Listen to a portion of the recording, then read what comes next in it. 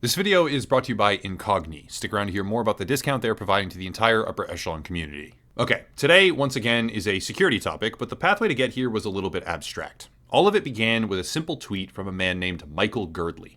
This tweet, on screen right now, said the following, quote, "If I am annoyed at your company," pointing to a Google advert at the top of the search page for Slack pricing, and then, different quote, "If I like your company," pointing to the actual Slack website itself in the same search page. The insinuation here is that clicking on the Google advert costs the company money, whereas directly purchasing from their website avoids that unnecessary click fee.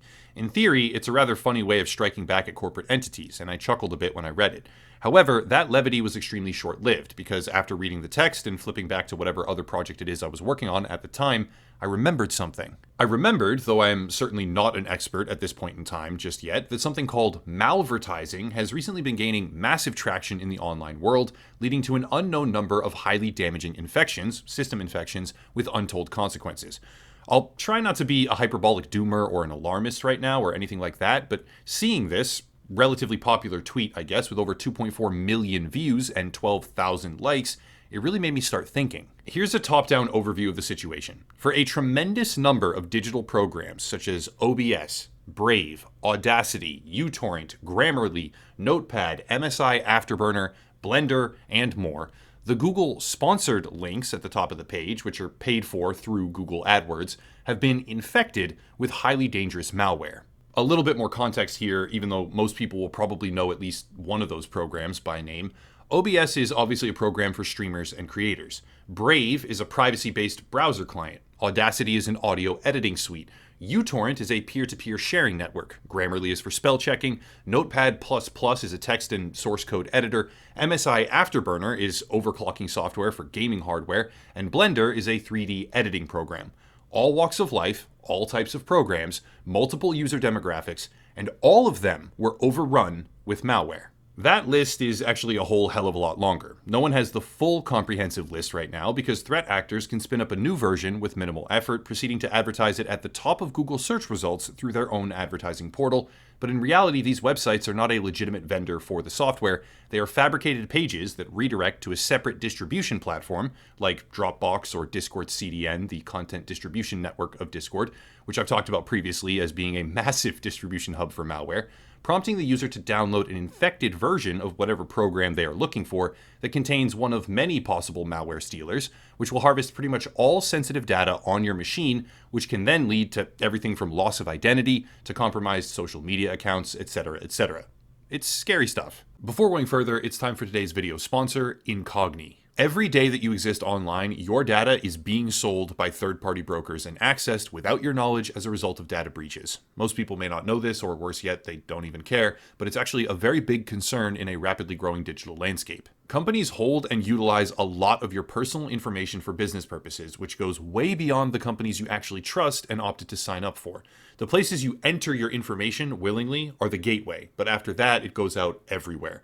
There are hundreds of data brokers peddling your information to the highest bidder, and it's an impossible process to contact all of them yourself and fight objections or get your data removed. So for that, there is Incogni. Simple process. Sign up for the website, give them specific legal permission to work on your behalf in this particular capacity, and let them know what kind of information they will be having removed. I have personally done this, and as you can see, there are 59 completed requests with 45 still pending, as my data is systematically removed from shady brokers and corporate servers that I never even wanted to be associated with in the first place. Keep in mind, Incogni is created by the same developers as Surfshark, another long-standing partner of the channel, which means we have a special deal as well. The first 100 people to click the link down below in the description and use code Echelon at checkout will get 20% off their subscription to Incogni. Again, link down below and promo code Echelon for the first 100 viewers or clickers who use it to get 20% off their subscription. Big thank you to Incogni for sponsoring the channel. Let's dig deeper. To be clear, this problem isn't exactly new per se. It's not breaking news of any sort, and the FBI has even warned about this new emerging attack vector a couple of months ago in the end of 2022. But how many people actually keep up with this shit? I know some people do, and that's great for them, but most people don't. Most people have no idea when they search Google that the ads they see at the top of the page in the most authoritative slot might be maliciously designed to infect their machine. And the more people that understand this kind of danger, the better. One of the most comprehensive analysis write-ups for this particular topic actually comes from a company called Guardio. Funnily enough, they used to be a video sponsor of mine, which is awesome, so it's great to see them leading the pack with awareness campaigns, and it also benefits me massively because they've created a series of infographics for the subject, which I now get to use. This is essentially what it all looks like, and while I did do a search for some contemporary examples of the malware in use on Google Ads right now, none of the December 2022 versions are currently operating out in the open, at least not anymore. That doesn't mean that there aren't dozens more campaigns actively out there as I write this, it just means that Google became aware of that particular list of known threats in their AdWords system, and they purged them. Don't get me wrong, that's a good thing, but this is also, I guess, reactionary, not proactive. I do believe Google is working on this and fixing it, but until we know for certain that it's been fully curbed, don't go clicking on Google Ads for digital programs. Go straight to the actual source. The basic gist is this. A threat actor will first replicate some sort of existing software product that they have been able to infect, right? They'll take a program that a lot of people want, they'll infect it with malware stealers from one of the families, and they'll have something that can infect a machine. For our purpose today, we'll use TurboTax as an example because there are TurboTax adverts actively served at the top of the results on Google. Please keep in mind, though, this is not a statement against TurboTax in any way. It's simply an example of how the process works. TurboTax ads right now on Google, as far as I could tell after examining them, are not infected. Again, just an example. Once the replicated page has been made and the malware has been attached to whatever program they're going to be using to get you to install it, it will be advertised through Google to sit at the top of the search results for all keywords associated with it. Side note, during the initial rise of this problem, multiple malware ads would be situated at the absolute top of all search results for dozens of popular programs simultaneously. When a user finally clicks on one of the dummy pages, a hidden redirect will take them to a completely different web page. The process is called cloaking, which I'll talk about later on, which then attempts to use a third-party file storage website or service to prompt users into downloading whatever it is they were initially looking for. Let's say with TurboTax, using our current example, that we were looking to get the program and click on the first sponsored advert after we search Google. The actual site being advertised by Google would be clean, right? The actual domain name that we think we're clicking on is clean, but when navigating to it, you would be redirected to a separate interface, disguised as if it were real, where the goal is to get you to download something that is likely too large a file for your antivirus to actually scan and could be distributed through a number of options like Mega, Dropbox, GitHub, Discord, or Google Drive. If successful, the program would obviously hijack your system, that's its primary purpose, but the scary part is that sometimes the falsified sites can be nearly indistinguishable from the real ones. Here's some examples of real versus fake websites that were part of the first wave of this problem. To clarify here, the domain that's actually advertised through Google's AdWords program is not something that's malicious. It's actually totally clean to fool all of the different bot checks and different moderation techniques. However, when you click it, the redirect takes you to a different website that then impersonates a brand and tries to infect your system, right? So the first website that you think you're clicking sometimes is even just a totally innocent, unconnected thing. It's just being advertised on Google with a very similar name, a very similar domain, and the whole thing is to just trick you into getting into this redirect funnel and then downloading the infected files. When I say that this was and likely still is a widespread problem, I absolutely mean it. Here's a list of impersonation websites just for one single brand. In this case, MSI Afterburner, targeting gamers and crypto miners to steal all of their information.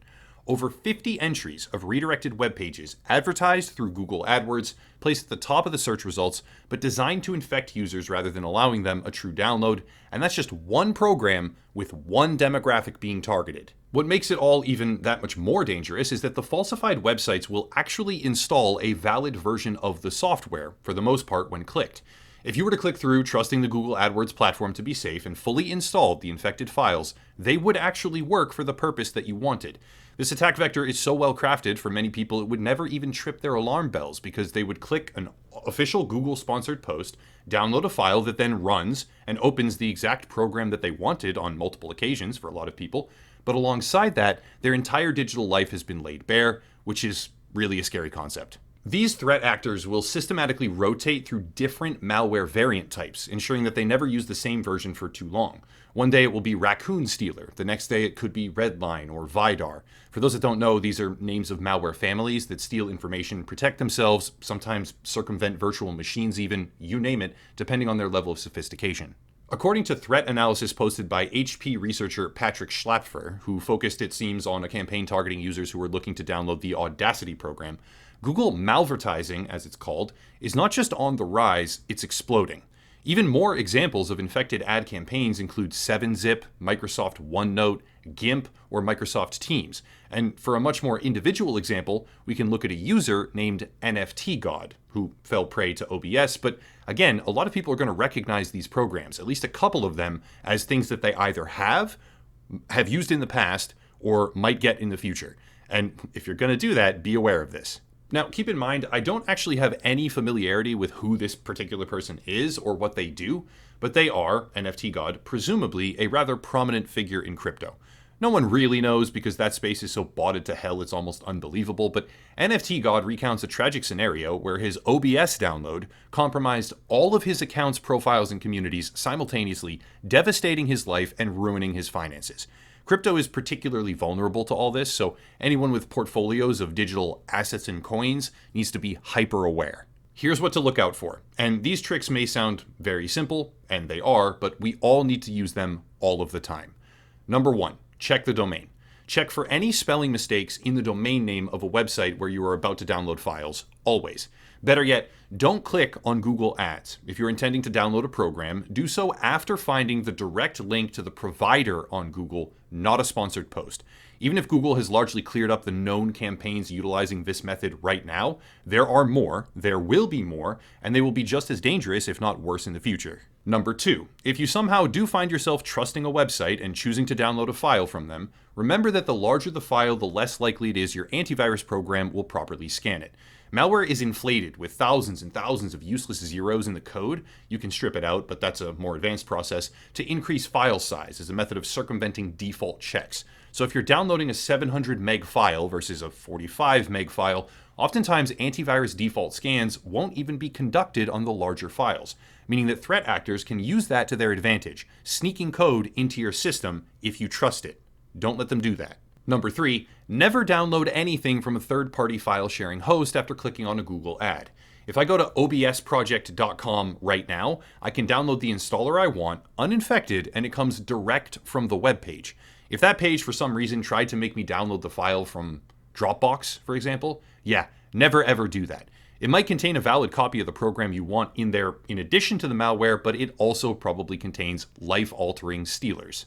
Number 4, use ad blockers. That may seem unrelated, but these attack vectors prey on trust. In this case, the trust we have in Google. Maybe it's not real trust, and maybe most people actually don't trust Google, but plenty of people will let their guard down when looking at an official sponsored listing, becoming more likely to trust it simply because it's at the top of their search engine. And if Google put it there, it must be real. Various ad blockers will actually remove most of these sponsored posts. I don't know which ones, and it's kind of a battle between websites like Google and ad blocking software, where Google wants you to see the ads, the ad blockers want to block the ads. So it's kind of a back and forth. They're jockeying for position. Sometimes one will win, the other will win. I mean, it's a long track record of this. So have an ad blocker, and if it happens to be one that blocks the sponsored posts, that's great. It leaves you with the actual websites beneath them, which are far less risky right now. And maybe me as a creator gets less revenue from people adopting more aggressive ad blockers, but that is peanuts compared to the destruction of their digital lives because they clicked a disguised product advertised through Google AdWords. The reality is cloaking, the process by which a website can be advertised on Google's platform but then redirect to malicious payloads or cloned websites or pages, is extremely, extremely common.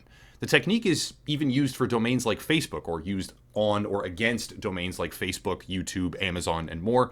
And yes, it's a violation of YouTube's advertising policies, or Google's advertising policies, but they don't catch everything. They don't necessarily catch it quickly, and understanding that the sponsored ads that you see are far more likely to be dangerous than anything else on the search page beneath it is important for all of us to keep in mind right now. No one knows how many people have actually been hit by this so far. No one knows how many it will be before the issue gets fully solved, if it ever gets fully solved, though the number of people hit so far is probably very, very high.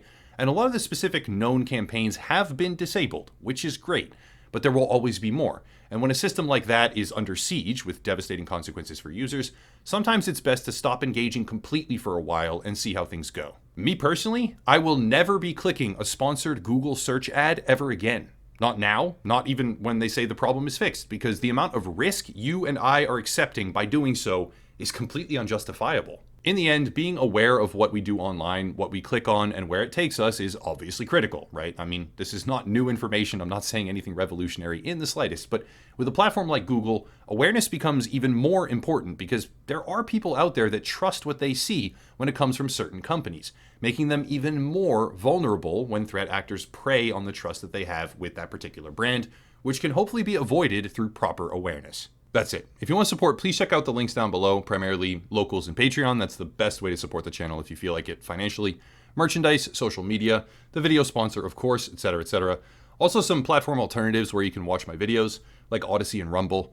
But yeah, I'll cut it there and stop rambling. As always, thank you all for watching, and have a nice night.